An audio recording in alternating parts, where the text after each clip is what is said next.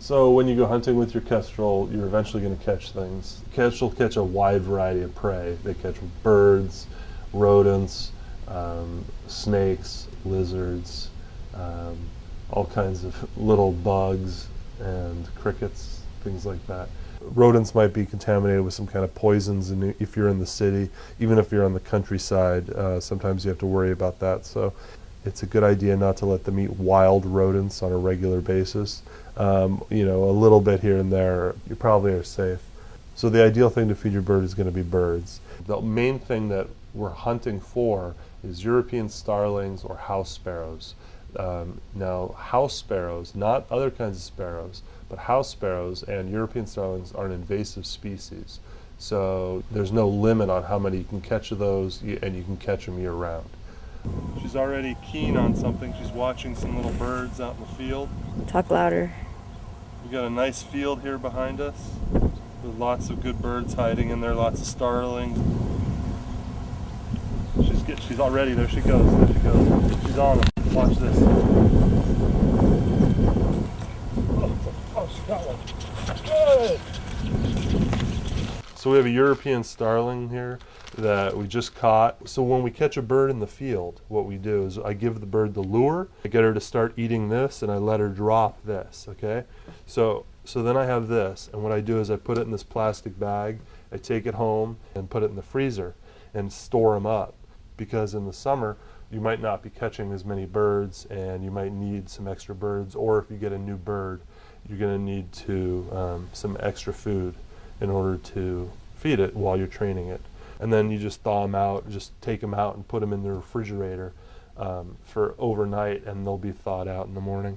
So one of the things that's good about not feeding up in the field from the bird that you just caught is that you can double check to make sure there's no mites. You can just take a look at this bird and see it's a nice clean wild bird. So one starling like this, full size, is going to get you about 3 days. So basically each day you can figure that the bird is going to get 10 grams of meat, of good meat, either leg or breast, and the thing that you tie on to the thing that you tie onto the lure. So you need 3 pieces. And now the pieces that I use are wing, and head and neck. You can use the legs as a tie-ring to tie it on there, but I'll show you what I do. I'll prepare one day's meal. So basically what I do is I strip some feathers off near the breast, okay? You can either cut it or tear it. Now, I want to make sure that there is a nice little amount of meat that goes with this wing. You don't want just feathers. Just feathers on your lure when you tie it on isn't that much fun. So I'll show you what I do. I'm going to cut a little bit of the breast meat, okay, off with this wing. Okay. So there we go. We have, and I actually, just around where the meat is, I like to expose a little bit of the meat. So when I tie it on, the bird can see that red meat from far away. So the bird knows it's going to get a nice meal. And I tie that on, just like that. And then what I do is I just cut off about 10 grams of meat, either from the breast or the leg, or you can even use, I use the heart. The heart is really good, and the liver is really good.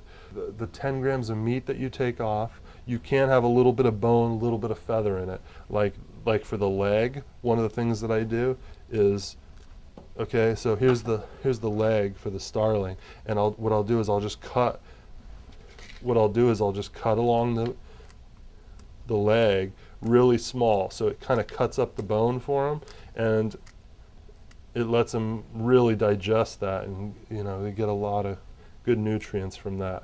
Okay, and then I would weigh this out, and I put a little bit of vitamin powder, and maybe if it's a real dry meat, I put a couple drops of water on it too to wet it. So you don't want it really dry, sticky, but you don't want to wash it either. So I put some vitamin powder on this. This is not 10 grams. You need probably like 3 times this for 10 grams. But you want them in small pieces, because then you can tidbit your bird. You're always training, so each little thing you want to tidbit, okay? So you need 10 grams of this material plus what you're going to tie on each day. The only entrails or guts that I use from the bird is the heart and the liver. The rest like the intestines, all that kind of stuff, that gets pulled out and usually left in the field. So just be prepared for what your bird might catch. Always bring a plastic bag along.